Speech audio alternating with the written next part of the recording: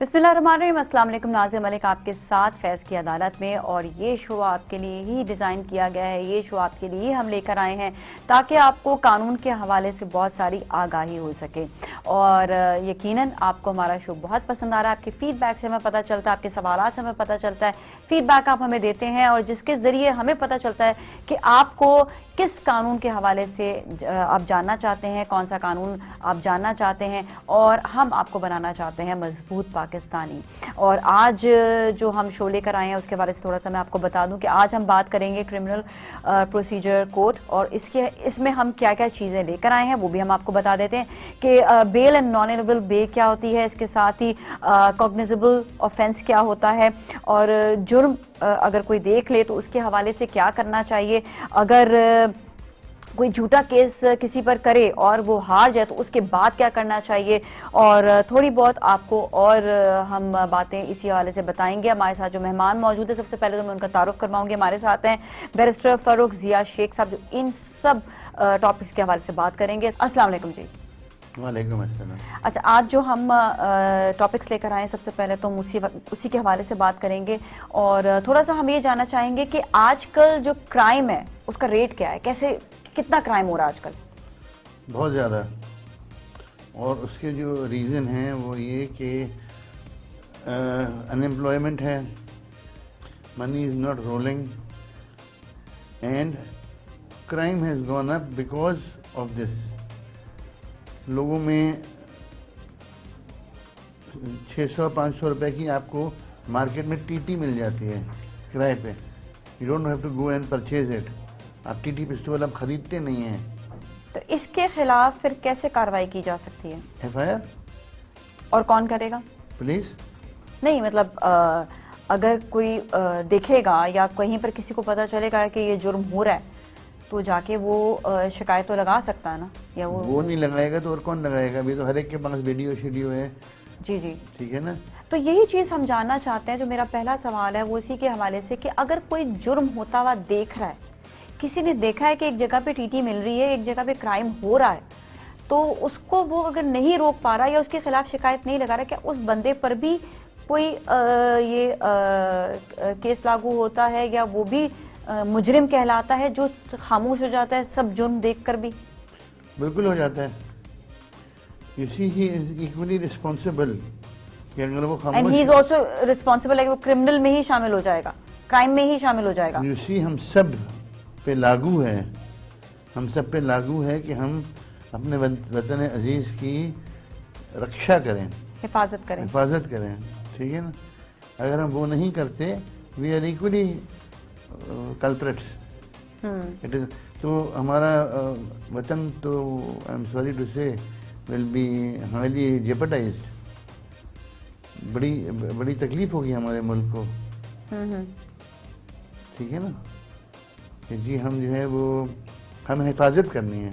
बिल्कुल, हमें अपने मुल्क का ख्याल रखना है, हिफाजत रखनी है, और सबको इसमें शामिल होना है।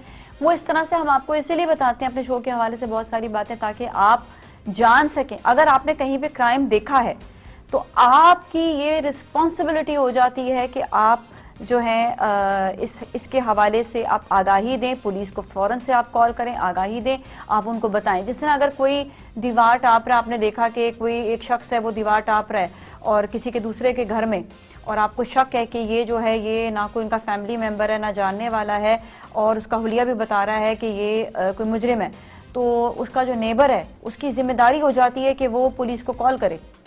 बिल्कुल। अगर नहीं करेगा कॉल तो गलत है, दूसरा नेबर जो है उस पर एक्शन लेगा। इसी देर एक नेबर है, पड़ोसी है, वो अपना ये एक ऑफेंस हो रहा है, whether it's a cognizable offense or a non-cognizable offense, available offense, non-available offense, और ये जो है खामोशी से देख रहा है, राइट, दैट्स रॉन्ग, गलत है। तो नेबर जिसकी अगर वारदात हो जाए उसके घर में और उसको पता हो कि मेरे नेबर ने देखा है, तो वो उस पर केस कर सकता है क्या नेबर कि आपने देखा और आपने बताया नहीं? बिल्कुल कर सकता है। ओके, ठीक है। अच्छा, इसके अलावा ये कि अब हम बात करेंगे bailable and non bailable offence, ये क्या है? और bailable offences are offences, simple सी बात है। बेलेबल ऑफेंस वो ऑफेंसेस हैं, राइट, जिनको क्रिमिनल प्रोसीजर कोड के सेकंड शेड्यूल में लिखा है कि जी ये बेलेबल है, यानी इनकी बेल हो जाएगी, राइट। ये बेल हो जाएगी या हो सकती है? हो सकती है, हो सकती है, ठीक है। हो सकती है। नॉन बेलेबल ऑफेंसेस वो हैं जिनके अंदर अपना बेल मुमकिन मुश्किल नहीं है, हाँ हो सकती है, ठीक है। अच्छा, जिस तरह ये कहना है कि जी क्रिमिनल अपना ये क्या कहते हैं उसको, मर्डर में बेल नहीं होती, नहीं होती है, ठीक है, क्यों नहीं होती? हो जाती है, यस, ओके, ठीक है। लेकिन अगर कोई जुर्म साबित हो जाए तो फिर बेल होना मुश्किल होता है या फिर भी हो सकती है? अगर कोई अगर कोई जुर्म साबित हो जाए बेलेबल में या नॉन बेलेबल में, जुर्म साबित हो जाए तो फिर तो बात खत्म होगी, फिर बेल नहीं हो सकेगी, अपील होगी, अपील होगी फिर, हाँ। और उसके बाद फिर प्रोसीड होगा और फिर पता चलेगा कि ये, फिर अपील होगी, फिर कहीं और अपील होगी, फिर कहीं और अपील होगी, ओके, ठीक है। अच्छा, ये डायरेक्ट हाई कोर्ट में होना है, डायरेक्ट सुप्रीम कोर्ट में होना है। सेकंड स्केड्यूल क्या होता है? इसका एक किस्म का होता है ना कि स्कूल में बच्चों का क्या कहते हैं उसको, एक चार्ट बनाते हैं, हाँ हाँ, उस किस्म का चार्ट होता है कि जी 420 bailable, non bailable, what's it called, which court, ठीक है। ये इंफॉर्मेशन होती है सारी, ये सारी इंफॉर्मेशन होती है, ठीक है। अच्छा, ये बताएगा कि ये कॉग्निजेबल ऑफेंस क्या है? कॉग्निजेबल ऑफेंस इज जिसको पकड़ने में, राइट, वारंट ऑफ अरेस्ट की जरूरत नहीं है। ऑलराइट, ये ऐसा मतलब जुर्म मुश्किल है, मुश्किल वाला, ओके, ठीक है। इसमें जुर्म साबित हुआ हो या ना हुआ? नहीं, हम तो जुर्म की अभी तो बात ही सिर्फ नहीं कर पकड़ने की रहे, बात हम है। तो सिर्फ पुलिस के साथ नुरा कुश्ती खेल रहे हैं ना।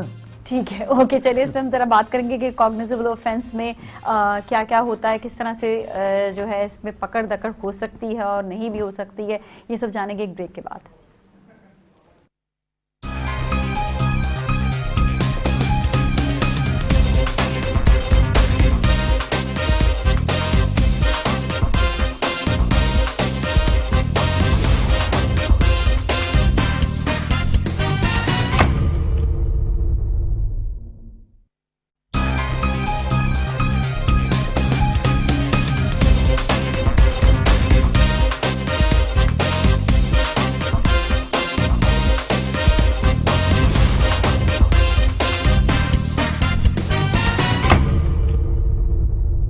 जी नाज़रीन, एक बार फिर हम आपके साथ मौजूद हैं फैज़ की अदालत में और हम बात कर रहे हैं आज क्रिमिनल प्रोसीजर केस के हवाले से और इसके बहुत सारे टॉपिक्स हैं। आज जो टॉपिक्स लेकर आए हैं उनमें से ब्रेक से पहले हमने एक सवाल किया था बैरिस्टर साहब से और वो था कि कॉग्निजेबल ऑफेंस जो है ये क्या है।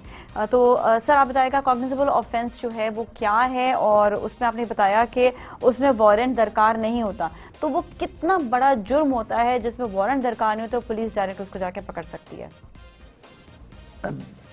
उसके आवाज़ से ही लगता है, उसके नाम से ही लगता है, उसकी शक्ल से ही लगता है।